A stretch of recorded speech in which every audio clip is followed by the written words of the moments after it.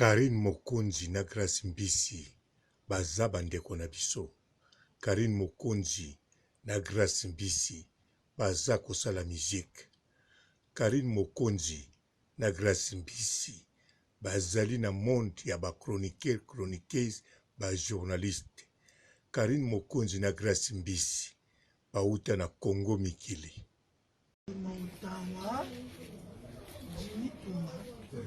Nabi anadae coupe mama anonte aminya ninya yo papier za ninya usikinde ngawati oh nini namuona ulikuwa mesa naona mnatala namona coach Gisno coach Gisno yesi konda sabongo mama na muto batam yakitaka batampo aboto ngwe mama na muto batampo je umbe za batampo leo tuzasko mama na moyembi sikayimba kitoko parce que mama na motreti coach Gisno dans soko za batampo eni ndo treto batampo mama mona ebi komne ma shushi action ta mama mona ebi komne ma shusha kanyaja wani ebi mama na total mo sotali ka tele na bi ka ganto bi mama na sikoyo na bengele coach Gisno asimba mama na musika kutu omekeli batinda akoni azaka mbote ba papa ba mama bandeko mbote barando na barandonets mbote batoyo balingaka rando na ba oyo balingaka rando te mbote ba jeune garçon na ba jeune fille mbote bana mike na ba bébé mbote ba Sainte Anoirite, Sainte Thérèse, Sainte Ingrid Kabongo. Bandeko, naza ko remarquer que batu o baza na monde ya musique, na ba musicien congolais, na ba chanteur congolais, bazali mingi ko soutenir Grace Mbisi.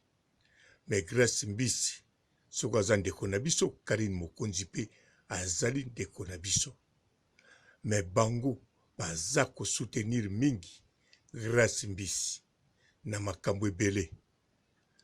Soki totali ba sponsor batu pe oya ndenge na ndenge baza na sima ya Grace Mbisi bazali bandeko na biso pe me ba préféré ba forcer ko aider Grace Mbisi côté musique nyonso wana po tika Karine Mokonzi na se na lobi malamu.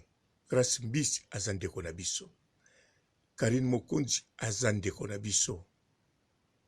Diable Noir ba joueur baza bandeko na biso. Léopard ba joueur baza bandeko na biso. Metango match ezalaka Diable Noir na Léopard na kanisa bino moko boyebi soki bo apuyaka mingi nini. Na lobi te botika Grace Mbisi bo apuye Karine Mokonzi. Na lobi kaka boza ko appuyer Grace Mbisi na motema malamu kaka te me pote bozo sala tout boyebi ke Karine Mokonzi azali mutu moko boza na posa azala na se ya Grace Mbisi pona za na bino clair. Bien sûr tirelo kende bongo te me bino bozo sala makasi nzoka bozo bosana soki Grace Mbisi lelo boyina sima na ye soki Grace Mbisi lelo aza na sourire makasi bongo eza bambongo na bino te ezali nde po Karine Mokonzi ezali ezali nde po Karine Mokonzi akoma na poto ezali nde po Karine Mokonzi abanda carrière musicale yango na Grace Mbisi abimisi nango makasi donc Karine Mokonzi yende mutu abikisi Grace Mbisi ya liboso na pasi oyo azalaki nango na kolimwa oyo azalaki nango. Donc image ya Karine Mokonzi moto etindi bino boya penepene na ye nakosi me eza likambo moko wana te likambo nga nazoloba kakawa baza bandeko na biso. Namoni meme Sankara akendaki kotia mwami baide na ye ya danse ya makambo ebele epai ya Grace Mbisi. On a grandi dans la jeune. Ah bon, moi, ça fait longtemps qu'on fait avec. Ah, ça fait longtemps qu'on fait avec. Bon, moi, c'est pas l'escale à interpréter. Ah, bon, la danse. Je vois que je ne capte pas. On a grandi dans la chaîne.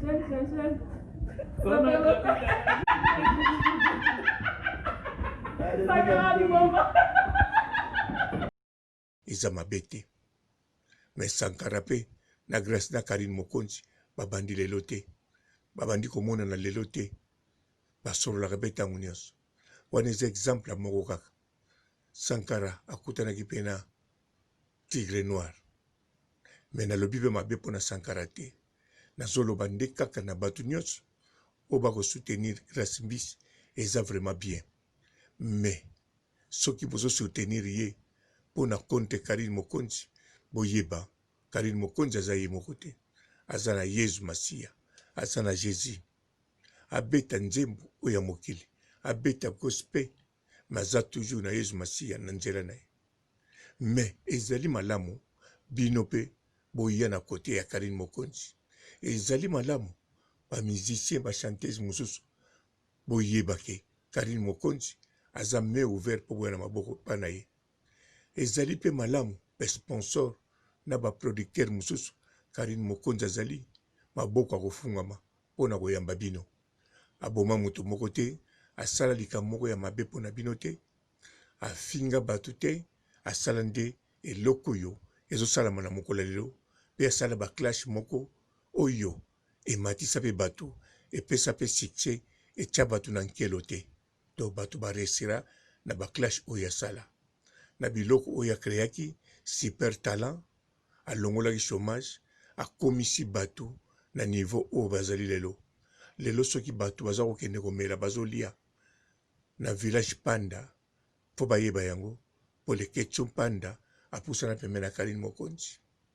Donc ba exemple ezebele soki lelo j'ai les choses olinga sala pa na monde ciné Afrique du Sud parce que Karine Mokonzi asala mweloko.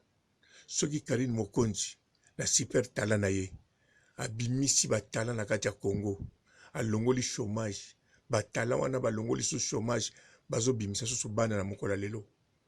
Alors Karine Mokonzi tant que musicienne chanteuse na 2 ans na 5 ans oyebi soka ko créer combien de musiciens oyebi soka ko sala be événement nini oyo ko la pona mura Congo pona mur na yo pendeko pona musique congolais.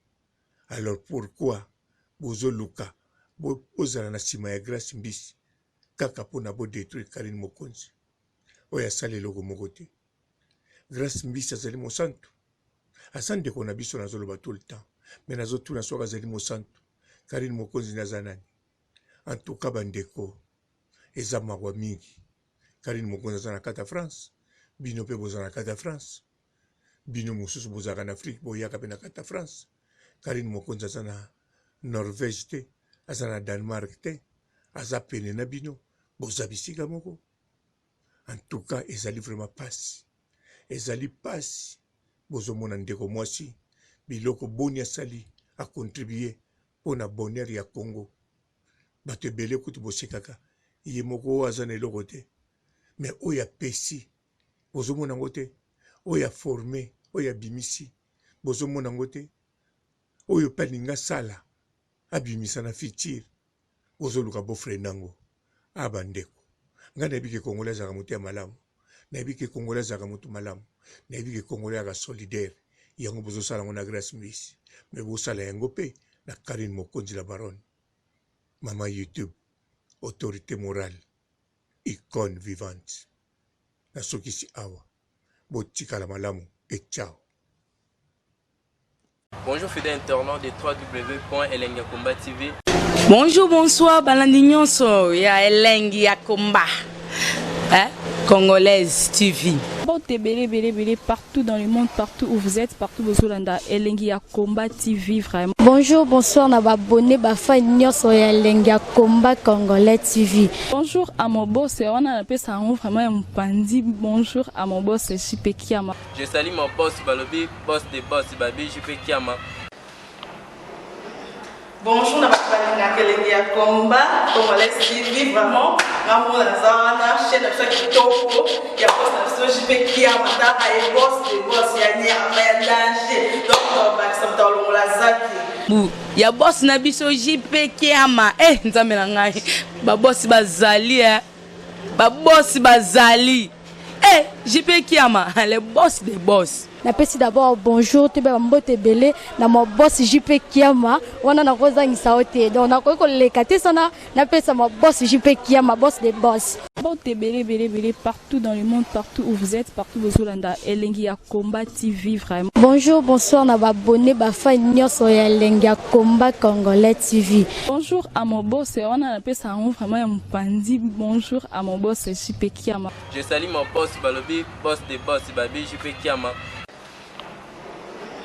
Bonjour, na balinga Elengi ya Komba Congolais TV vraiment ngamu na zana chaîne ça kitoko ya boss na JP Kiama ta ay boss de boss ya nya ya danger donc ba samta longola zaki ya boss na biso JP Kiama nzambe na ngai ba boss bazali ba boss bazali JP Kiama le boss des boss. Napesi d'abord bonjour tu ba mbote belé na mo boss JP Kiama wana na kozangisa ote donc na ko lekate sana napesa mo boss JP Kiama boss des boss.